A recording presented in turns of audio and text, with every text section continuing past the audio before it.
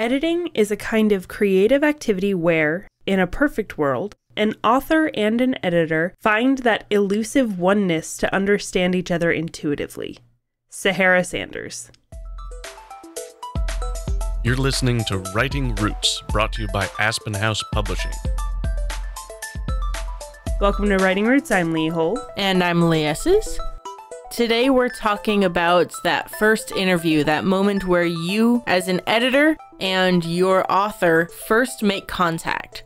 There are a lot of things that go into editing besides just the editing work, and being able to work together is essential in making sure that it's a healthy and productive relationship.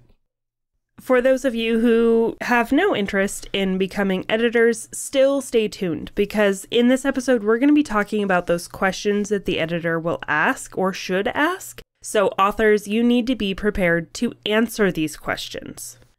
And we're just going to get right into this. There's a lot of content here, so we're going to move as quickly as we can through this.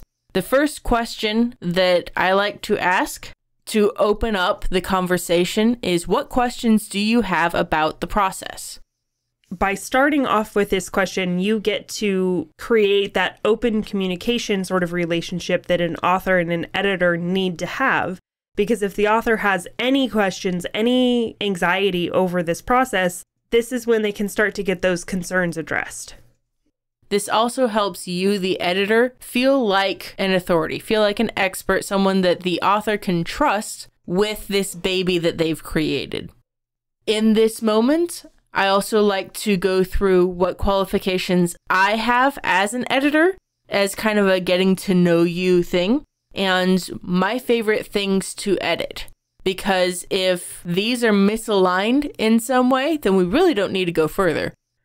To go along with those qualifications, as the editor, you need to ask them about that book. Make sure that your genres align. Make sure it is something you are willing to read and edit. Because if you don't have interest in it, it's going to show in the quality of work you give to it. This is also the time where you ask about the spice level, if it's got any romance in it, or any potential triggers, and make sure that they're not something that you, as an editor, are uncomfortable with. You'll also want to ask about the word count. This is helpful for you in establishing that baseline for pricing, as well as a schedule. Because if you were expecting a 70,000 word book and you get a 130,000 word book, that is a lot of extra words that you hadn't initially planned on editing. So get the word count down right away so that both you and the author have reasonable expectations for pricing and schedule. Also, which program is this novel typed up in? If they are expecting to hand you something that came out of their wife's typewriter, it might make it really difficult for you to edit. That communication is very difficult if you don't have a program that you're both fairly fluent with. I actually saw an editor online who said that she refuses to work with people who don't know how to use technology because she got so tired of spending all of her time teaching people how to use their computers. That's not an editor's job. Another question that you should have that goes alongside asking about the book is, do you have a style guide? We mentioned that about a week ago. Having that style guide can be incredibly helpful in making sure that you are making edits that are faithful to the author's vision of the novel. You'll also want to discuss the formatting expectations. Part of that format is that you need to have that first line indent and spacing expectations, because if it doesn't fit that proper format, it is a nightmare to edit. I have fixed so many times where somebody used enter 50 billion times instead of doing a page break, and it messed up the formatting for so many things later, and I spent so much time just fixing how it looked so that I could actually read it.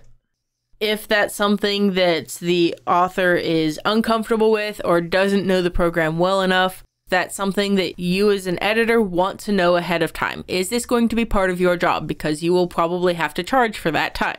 You should charge for that time. Alongside asking about the book and its contents is asking if the novel's complete.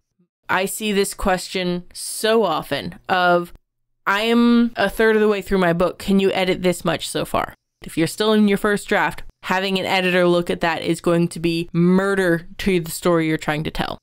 Especially somebody who is doing something like line editing. Those editors need to know the story in its entirety before they can really say one way or another on certain aspects of the story. Another question that you need to ask is finding out what exactly they want from the process. Now, if I'm the author in this situation, I probably already gave this kind of information with the very first question that the editor asked, which is, what questions do you have about the process? At that point, as an author, I'm probably stepping in and going, are you the right person for this? This is the type of editing I'm looking for. If those questions weren't asked and answered right at the beginning, now is the time to ask it again. And that includes types of editing and specific questions about their work. Some of these questions might include if it's easy to follow, if we get lost in these super long paragraphs, or if we feel like the momentum is driving us forward. Does this feel right? Does this flow well? You also need to get an idea of the author's expectations when it comes to the publishing timeline. Because if the author is wanting to publish in a month and you, the editor, know it's not going to happen, you can set more realistic expectations right out of the gate. Make sure that you're exceeding expectations by getting it done early rather than getting it done late because you're trying to close the deal now. One of the most important things that you will need to do when deciding whether or not it's a good relationship is a sample edit. Establish the expectations around that, how long it's going to take, kind of the timeline, the length of that sample edit that they need to send.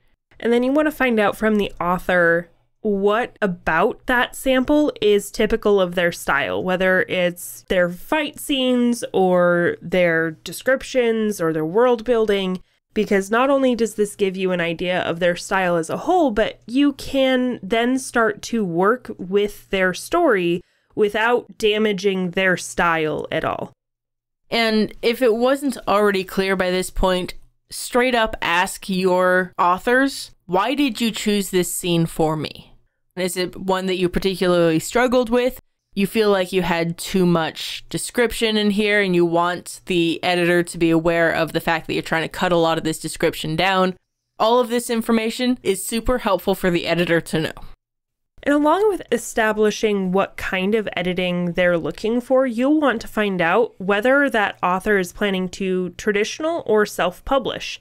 Because if they're coming to you in the hopes of getting an agent or a traditional publisher to acquire it, then you need to understand your edits aren't final. You're far more likely to be doing the work of something similar to a developmental editor, making sure that the book as a whole is completed and then doing some proofreading to make sure it doesn't look amateurish when this person starts to query and reach out to agents and publishers. If they're more looking to self-publish, then they probably don't care as much about the structure. So you're going to be doing a lot more of that line editing and proofreading than you're going to be doing in the developmental editing. Especially in the self-publishing world, the self-published authors are rarely likely to spend all of that money on 3 independent editors. So if you're working with self-published editors, you're kind of wearing all 3 hats at once. You also need to establish and discuss the pricing up front. The author doesn't want to be surprised, and make sure you stick to your worth as an editor. We're going to be talking more on Monday about how to set those prices, but hiding that and then finding out that they can't afford you and your time, it's much more heartbreaking than saying up front, look, this is what I do for a living. I need to charge for this. This is how much I charge for my time. If you don't establish that, they're not going to value your time either. Most of all, you need to make sure your personalities align, because trust is key. If you don't like this person enough to trust them, your whole working relationship is just going to be trash. And yes, that means you as an editor are trusting the author. You need to trust them as much as you're asking them to trust you. It's a collaborative effort. And ultimately, at the end of this conversation, you as an editor decide if this author is someone you can work with. The project is just a project, and it'll be here and gone in a couple months. But hopefully, this is an author that you can continue to work with for years to come, for the rest of their novels as well. If any of the answers to any of the questions you've asked up to this point rub you the wrong way, do not be afraid to decline this author. It is better that they find somebody that matches what they're looking for than it is to force yourself to work with somebody that you just don't think you'll work with well. And if it is just style, like they're writing romance and you don't have an interest in editing that, get their contact information, reach out to any editing friends, and see if any of them may be willing to take on the project. Keep those relationships working well. We deleted a lot of this conversation out in our final release of this episode because our recording is pushing on half an hour at this point. Always feel free to let us know, hey, I'd love the extended version of this so we can give you more information. We have extended versions of almost all of our episodes.